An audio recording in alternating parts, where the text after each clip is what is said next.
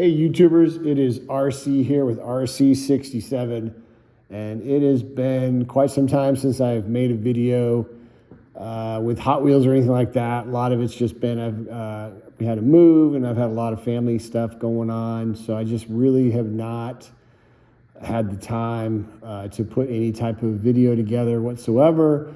But I decided today I was going to try and put something together and just put something together a little bit different than just my Hot Wheels stuff. I do have some other interests that I explore. So I just wanted to kind of go over maybe a little bit of some of that with y'all. And then I'll eventually get back into showcasing some of my new finds in Hot Wheels, as well as some of the customs that I'm working on. But right now, this is just going to be something different for today. And as you know, I've done a couple of videos in the past where I've shown you some of my military challenge coins that I've collected over the years from when my wife was in the military and her deployments and the different missions that she went on, as well as the coins from when my son was in the military and some of his promotion coins and things like that. But these are some of the coins that I've collected for me personally that I've picked up along the years. And there's even some money on here, and I'll talk about why I've got that on here. So let's get started right here. First one, this is just a silver. It's actually a nickel clad, but it's just a silver looking coin. It's made by a guy, I believe his name is Caleb. He runs a YouTube channel called Silver Dragons, and he's silver stacker. And he's got some coins that he's made. This is one of them. This is just a token coin. It's not of any real monetary value, but that's his logo, is this Silver Dragon. And then of course his YouTube page is Silver Dragons. And this was made in 2021 apparently.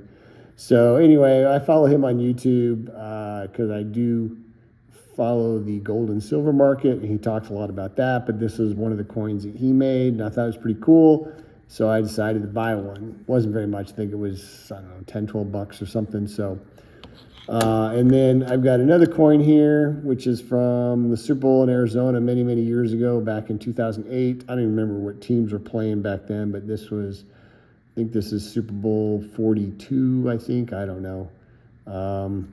Anyway, it's made of bronze, and I think I got this when we were out for the Super Bowl experience, and it's a licensed product by the NFL. And then of course on the other side you have the Super Bowl logo with the state it was in. Of course it was in Arizona back then. Then there's the date on it.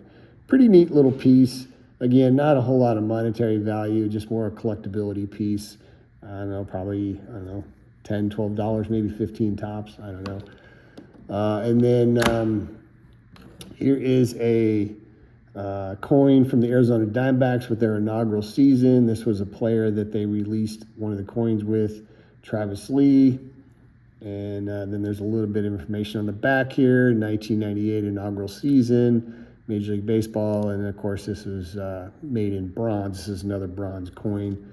I think the number on this is like 136 out of 1,999. So again, not much in terms of a pneumatic monetary value, more of a collectible value piece, but nonetheless pretty cool. And then here's a coin back in the early 2000s. Cheerios released 10 million pennies for the turn of the year with the new millennium, as well as some Sacagawea coins, and I don't know the exact number on the Sacagaweas. I think it was also 10 million, and they were released in Cheerios. And if you got one, and it was in this package here, then you obviously want to keep it because that makes it more valuable, because there's your certificate of authenticity with the coin, and it tells you what it's worth. Well, not what it's worth, but that you have a limited edition piece. And I think monetary value, face value is obviously a penny, but it has gone up in value. I think it's probably about, I don't know, $25 or $30 now. And of course, now that they've discontinued making pennies, pennies are getting more hard to come by. So people are actually starting to hoard pennies. So that might actually drive the value of a penny up. Who knows? And then moving right along here, I've got a silver coin. This is a 1 ounce Troy, what are known as 3/9 fine silver. This is a coin I picked up at a coin shop, and I really thought it was cool. Route 66. I've lived in a couple of these states, and I thought it was really, really pretty cool. I've also visited a handful of these states, so I just thought it was a really cool piece to have. In the silver stacker world, this is considered a collectible piece because you're paying a little bit higher premium on it because of its collectible piece. Although when I got it, I did not pay a high premium on it because they were selling it as a generic round. So this would fall under maybe two categories, either a generic round or a collectible round, depending on what your outlook is. But in the silver stack market, that's how they classify coins, because there are silver coins that do have a numeric value to them, either $1 or $5. But still a silver coin, really, really cool piece. And I just put it in these plastic cases that way if I can hold it, I don't get my fingerprints on it, because silver, the acid on your fingers can actually ruin the silver. If you're going to try to sell this eventually, you want to keep it as nice as you can. And then this one here is another collectible piece, but again, it's also a 1 ounce Troy silver or 3/9 fine silver. This is from the Colorado Rockies when they started their first inaugural season in 1993. And I don't even know where I got this coin, to be honest with you, but it is 1 Troy ounce of silver, and it's got the inaugural year right there with the Rockies logo on the front of it, 1993. And then on the back, it has a picture of the stadium, which at that time they were playing in Mile High Stadium. And then, of course, the year was April the 9th, 1993, which was their first game in Mile High Stadium and their first game in Major League Baseball. So pretty cool piece. Again, this actually would be under the collector value as far as the collecting of silver coins, even though it does have a monetary value based on the silver content. So I don't remember what I paid for it. When I got it in 1993, silver was not that expensive, so I didn't pay that much for it. But anyway, and then moving on along here, I do collect $2 bills. And I will talk a little bit about what $2 bills were really meant for. So back in the day, when there was a lot of gambling and horse racing and dog racing, the tracks bet $2 bets.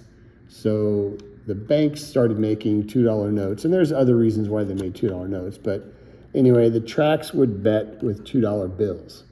So you're looking at this, you're like, well, it's a $2 bill. What difference does it make, and why should anyone care?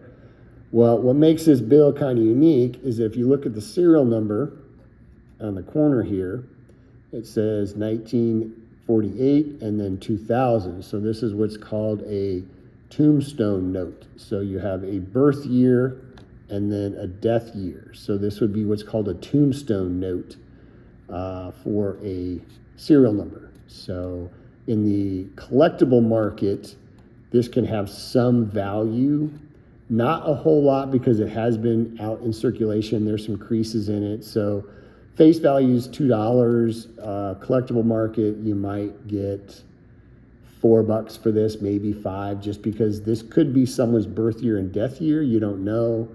But it's just known as a tombstone note is what they call it in the collector value for money. So anyway, and then the next one here, again, it's a $2 bill, and you're like, again, it's a $2 bill. What do we care, RC?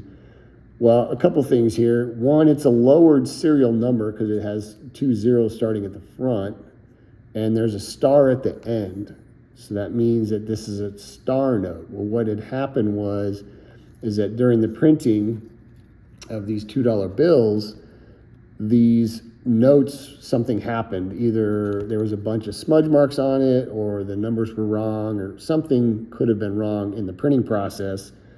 So the Department of Treasury has to take all of those numbers that were in that sheet, or that sheet of numbers, and it could have been whatever that was, and they need to destroy it, but they have to make a note that they still have to meet the demand and produce the number of $2 bills that they need to produce. So the star indicates that this is not an original production. It was actually a mistake or a destroyed of an original, and then they still had to produce X amount of $2 bills, but this shows that the Treasury had to remake those $2 bills. So they put a little star by it, so it's called a star note. And these are getting harder to find in the wild, kind of like when you hunt treasure hunts and super treasure hunts. Same thing with star notes. They're harder to find because people in the monetary world, especially in the banking world, if your tellers know that, then sometimes what they'll do is, as they're counting out and they see one, they'll pull it aside and then they switch it out of their own cash. So if it's $1, $1, or $2, it's $2. So yeah. And then this last one here, again, is also a tombstone note, although this tombstone would have been somebody who lived a really, really long time, because the first number is 1776 or 1796 and then 1900. So this person would have been 104 years old. Is it possible? Yeah, it is possible. But nonetheless, in the monetary world, this is $1. In the collector world, this might be worth $2, maybe $3, because it does have a tombstone marker on it. So it has a birth year and a death year. Again, it's pretty unique. So that's why I pulled it when I saw this. So, but anyway, that is what I wanted to go over today with my collection. Again, I don't have any Hot Wheels right now to showcase for anybody. Haven't found anything new in the wild, and I've only been working on a handful of customs, which I should finish up 1 or 2 here in the next week or so, and then I'll showcase those. But I just wanted to showcase something a little bit different for y'all today and kind of give you a glimpse of some of the other things that I do collect and keep myself occupied aside from just Hot Wheels. So, but anyway, I hope everyone's having a great day out there and hope everyone's having a great weekend. And if anybody wants to comment, like, or subscribe to my channel, that would be awesome. I'd really appreciate it. But I hope everyone's doing well on this Sunday afternoon. This is RC with RC67 signing out. Y'all take care.